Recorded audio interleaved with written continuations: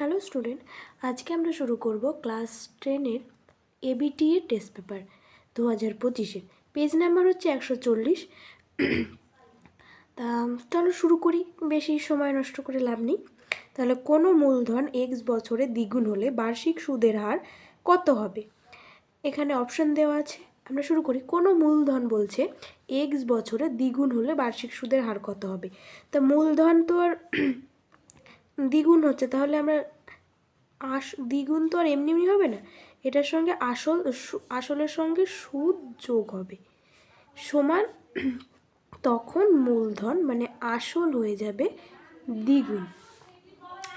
আসল আমরা পি ধরবো, আর সুদের সূত্র তো আমরা জানি PTR/100, আর আসল P × 2। তাহলে PTR/100 = 2P, এই পিটা ওপাশে নিয়ে যাব -P, তাহলে PTR/100 = শুধু P থাকবে, তাহলে এই পি কাটবে, তাহলে TR/100 = 1ই থাকে। তাহলে আমরা টি এর মান বলে দিয়েছি এক্স, তাহলে আর সমান কি হচ্ছে 100/t। টি এর মান বলে দিয়েছে কত, এক্স, তাহলে এত, তাহলে হচ্ছে x/100/x%।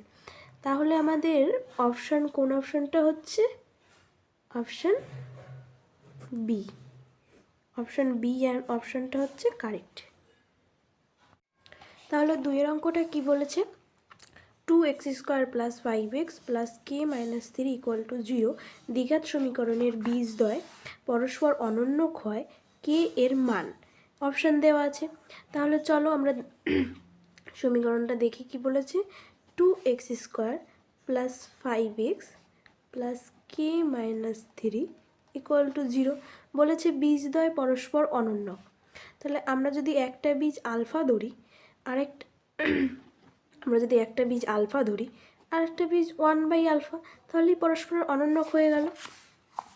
একটা বীজ আলফা আর একটা বীজ 1/α, এটার যদি গুণ করে দিই তাহলে বীজদ্বয়ের গুণফলের সূত্র কি? C/A। এখানে C হচ্ছে k - 3, তাহলে k - 3 a কত? 2।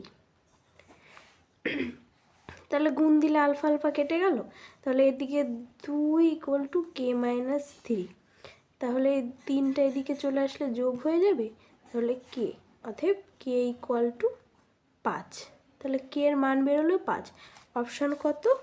অপশান সি উত্তর। তাহলে চলো পরের অঙ্কটায় যাই। 3-এর অঙ্কটা কি বলেছে? PQRS একটি বৃত্তস্থ সামান্তরিক হলে কোন P এর মান কত হবে? তাহলে বৃত্তস্থ সামান্তরিক কি? একটা বৃত্তস্থ সামান্তরিক সবসময় আয়তক্ষেত্র হয়, তাহলে এটা যদি বৃত্ত হয়, এটা একটা সামান্তরিক বলেছে। নাম বলেছে PQRS।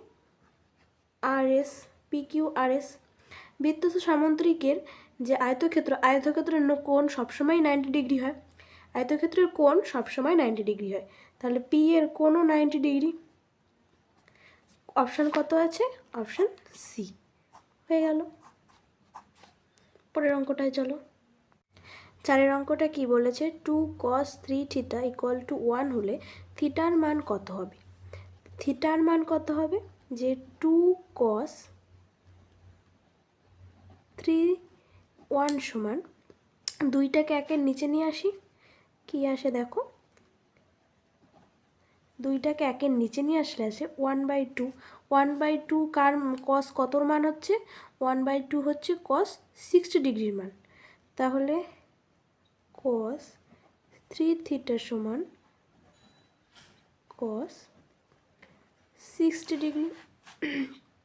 তো দুপাশ থেকেই cos উঠে যাবে, তাহলে 3 θ সমান 60 ডিগ্রি। 3 দিয়ে 60কে কাটলে হয় 20, অর্থাৎ θ সমান 20 degree. Option C correct answer. চলো পরেরটায় যাই। বলেছে দুটি লম্ববৃত্তাকার চোঙের আয়তন সমান, এবং উচ্চতার অনুপাত হচ্ছে 1:2 এবং হলে তাদের ব্যাসার্ধের অনুপাত কত হবে? চোঙের আয়তনের সূত্র কি? পাই আর স্কোয়ার এইচ। তাহলে পাই এটা প্রথম চোঙেরটা R1 স্কোয়ার আর H1, দ্বিতীয়টা পাই R2 স্কোয়ার H2। তাহলে দুপাশ থেকেই পাই পাই কেটে গেল। এখানে H1 H2 এর মান বলে দিয়েছে 1/2, মানে উচ্চতার অনুপাতটা বলে দিয়েছে। তাহলে R1 স্কোয়ার মানে এই আরটাকে নিচে নিয়ে আসবো, R2 স্কোয়ার H2 আর এইচটাকে ওপরে নিয়ে যাব, H1 কোনাকুনি গুণ করে দেখো আগের লাইনই ফিরে পাবো। তাহলে R1 square by R2 square, এইটা উল্টে দেব, মানে H2 বাই H1 সমান 2/1। তাহলে 2/1 স্কোয়ার আছে, স্কোয়ার তুলে দিলে ওই পাশে রুট হয়ে যাবে, স্কোয়ারটাকে তুলে দেব, তাহলে রুট আবার 2/1। তাহলে R1 বাই R2 সমান √2/1, এর রুট করলে 1ই হয়। তাহলে এর মান ইস্টু কত বেরোচ্ছে? R1 ইস্টু R2 সমান √2:1। তাহলে অপশান ডি। পরের অঙ্কটায় চলো। 6টা কি বলেছে? 30, 34, 35, 36, 37, 38, 40 তথ্যে পদ 35 না থাকলে মধ্যমা বৃদ্ধি পায় কত? মানে ধরো এই কটা রয়েছে 1, 2, 3, 4, 5, 6, 7, 7টা, মানে এদিকে 3টে এদিকে 3টে, আর 36 বসে রয়েছে রাজার মতন। 36-এর এইদিকে এই 36 রাজার এইদিকে 3টে বউ আর এদিকে 3টে বউ, তাহলে 36 হচ্ছে রাজার মতন বসে আছে মাঝখানে রাজার মতন বসে আছে। তাহলে যদি বলছে কি 35, এই তথ্যে 35 না থাকলে কি হতো?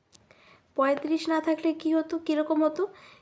30, 34, 35 থাকবে না, 36, 37, 38, 40, 1, 2, 3, 4, 5, 6, 6টা পদ হয়ে গেল, যুগ্ম সংখ্যার পদ হয়ে গেল। তাহলে পদ সংখ্যা কত হলো? পদ সংখ্যা হলো 6। যে 6 হলো, এই পদ সংখ্যার মধ্যমা বার করার একটা সূত্র ছিল। মধ্যমা বার করার সূত্র কী ছিল?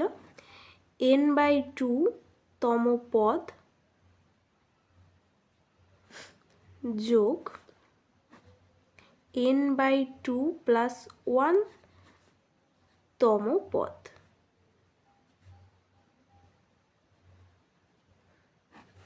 বাই 2। তাহলে n এর মান কত? 6, মানে 6তম পদ কত হচ্ছে?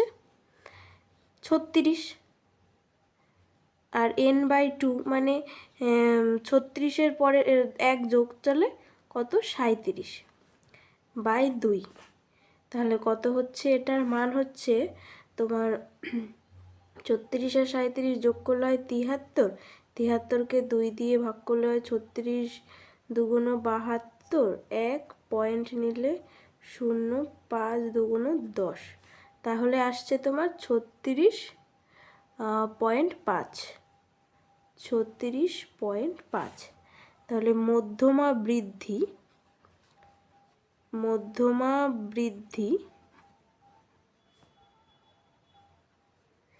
সমান হচ্ছে 36.5 বিয়োগ 36 সমান 0.1। মানে অপশান, তোমরা বুঝতেই পারছো কোন অপশানটা হবে, অপশান ডি। আজকে তাহলে তোমাদের এই পর্যন্তই থাকলো, দেখা হচ্ছে পরের ভিডিওতে। তোমাদের এই ভিডিওটা কেমন লাগছে, তোমরা এই ভিডিওর মাধ্যমে তোমাদের খুব ভালো হচ্ছে কিনা সেটা অবশ্যই কিন্তু কমেন্টে আমাকে বলবে। আর ভালো লাগলে লাইক করবে, বন্ধুদের মাঝে ছড়িয়ে দেবে, শেয়ার করবে। তাহলে তোমরা সুস্থ থাকো, ভালো থাকো, পরীক্ষা তোমাদের খুব ভালো হবে। তোমরা সবাই পরীক্ষায় ভালো রেজাল্ট করবে। তাহলে আজকের মতন টাটা, বাই।